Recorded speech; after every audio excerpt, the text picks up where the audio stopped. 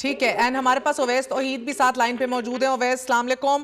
Live updates from Donald Trump might be in the situation room in America, but we are in the دنیا news situation room right now. سو بتائی دیجیے گا سر, یہ حالات تو بڑے گھمبیر ہو رہے ہیں.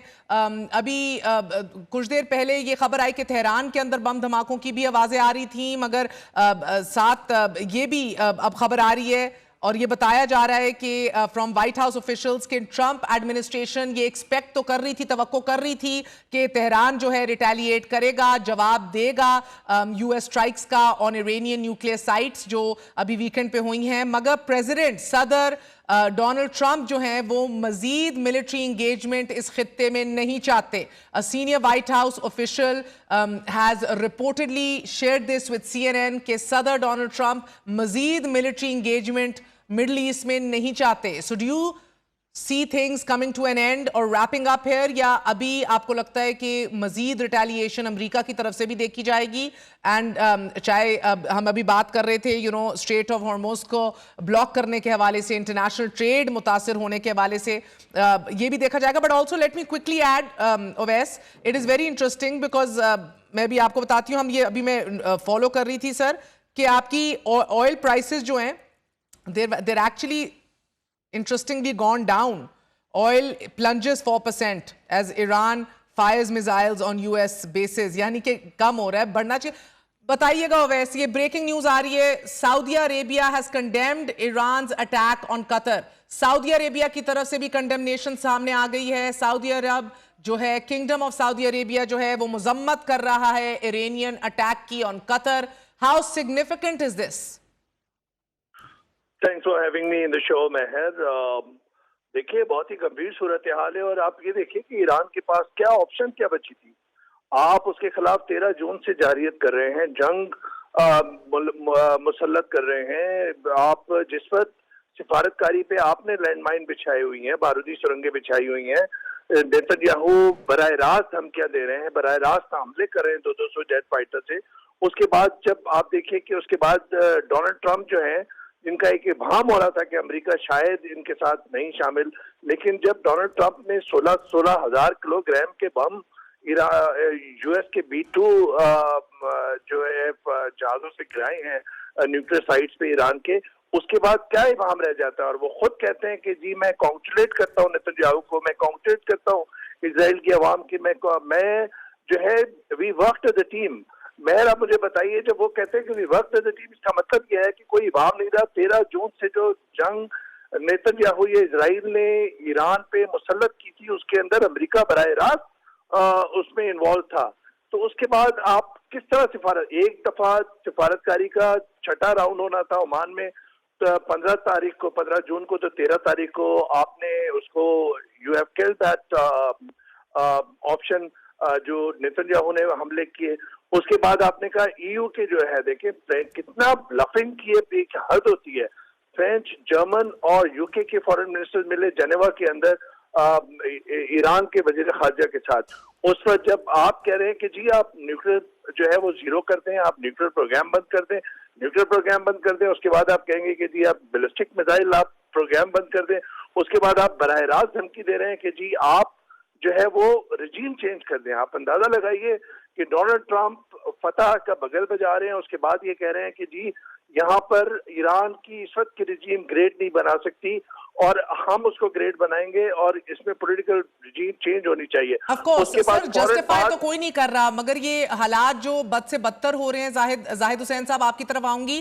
ادھر دیکھیے ایک مسلم امہ کا بہت بڑا فیکٹر ہے اباؤٹ سولیڈیرٹی, اباؤٹ یونٹی, وہ بھی آپ متاثر ہوتے دیکھ رہے ہیں. سعودی عرب نے بھی کہہ دیا کہ قطر پر حملہ بین الاقوامی قوانین اور قطر کی خود مختاری کے خلاف ہے. قطر خود کہہ رہا ہے کہ ہم حق رکھتے ہیں اس کا جواب دینے کا. And then you have Iran, جس طرح اویس توحید بجا فرما رہے ہیں کہ وہ کرتا بھی کیا, مسلسل 90 دن بھی اس کے اوپر اٹیک ہو رہا ہے. آج صبح سے شام تک بھی اسرائیل نے اٹیک کیا ہوتا. قطر اور عراق کے علاوہ کہیں میزائل حملے نہیں ہوئے, یہ بھی امریکی عہدیدار کلیریفائی کر رہے ہیں. مگر جو ایک مڈل ایسٹ کے اندر جو ایک وار چھڑ گئی ہے, اب ڈونلڈ ٹرمپ صدر نہ بھی چاہے کہ مزید ملٹری انگیجمنٹ ہو مڈل ایسٹ میں, مسلم امہ ورسز مسلم امہ, country versus country, sovereignty versus sovereignty, right of defense versus right of retaliation.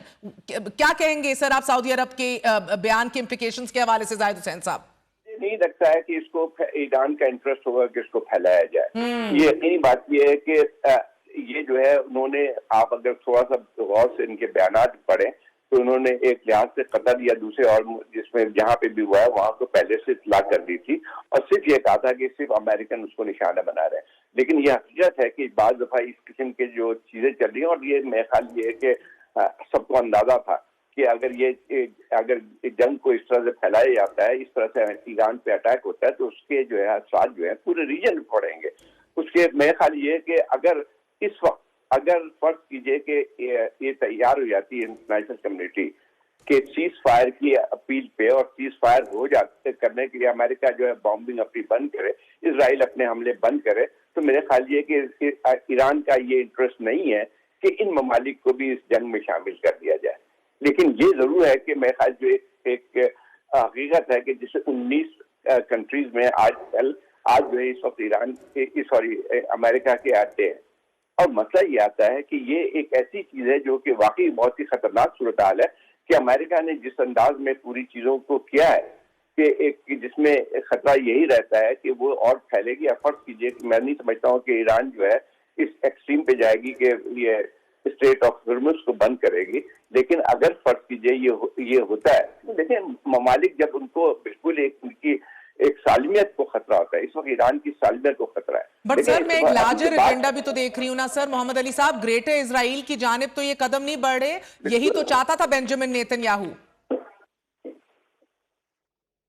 इसका फ्रेमवर्क जो देख रहा हूँ ना, वो आपको याद होगा पिछले साल जब यूएन जनरल असेंबली से खिताब किया था बेंजामिन नेतन्याहू ने, तो उन्होंने एक नक्शा दिखाया था जो कि उन्होंने आईमेट का दिखाया था कि बुनियादी तौर पे इसको उस फ्रेमवर्क में देखना और समझना जरूरी है कि देखिए एक चीन का एक वर्ल्ड ऑर्डर बन रहा है DRI की शक्ल में, जो कि दुनिया के 150 मुल्कों के साथ तिजारती रवासिम इस्टेब्लिश करना चाहता है। तो उसके पैरेलल अमेरिका की आशीर्वाद से एक ऑल्टरनेटिव एक ग्लोबल एक जियो इकोनॉमिक ऑर्डर बनना है, जो कि इंडिया, मिडिल ईस्ट के जरिए से ग्रीस से होता हुआ यूरोप तक पहुंचेगा, जिसका तहत चाइना से जो वेस्टर्न कंपनीज हैं उनको बंद करके इंडिया मुंतकिल किया जाएगा। India will become the assembly line of the world of the waste. और फिर मिडिल ईस्ट में अब्राहम अकॉर्ड के जरिए और I2U2 के जरिए इंटेलिजेंस, सिक्योरिटी और economic cooperation between Israel and middle eastern countries create किया जाएगा।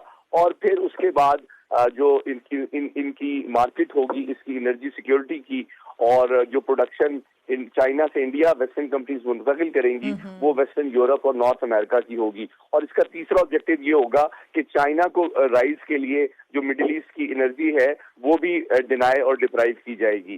तो ये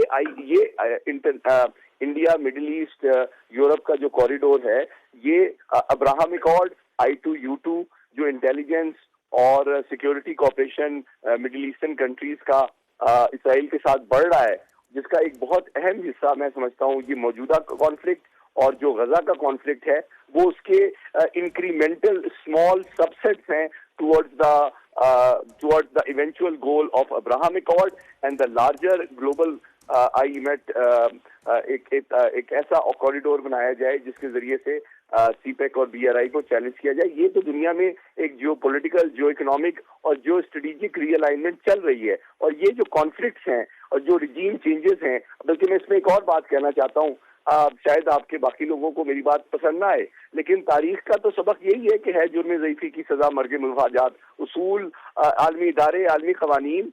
किसी एक फिलोसफर ने बहुत बड़ी बात की थी महर कि आलमी जो कानून होता है ना, वो मकड़ी का वो जाला होता है जिसमें कमजोर तो फंस जाते हैं लेकिन जो ताकतवर होता है वो उसको तोड़ के निकल जाता है। तो ये तो तारीख की हकीकत है। आखिरी बात मेरी ये है कि तो व्हाट्स न्यू अबाउट ईरान? क्या लिबिया में रिजीम चेंज नहीं हुई थी? क्या गद्दाफी साहब के साथ क्या हुआ था? क्या अफगानिस्तान में रिजीम चेंज नहीं हुई थी? क्या शाम में अभी हालिया हमारी आंखों के सामने रिजीम चेंज नहीं हुई है? क्या सूडान को तोड़ के 2 मुल्क नहीं बनाए गए हैं?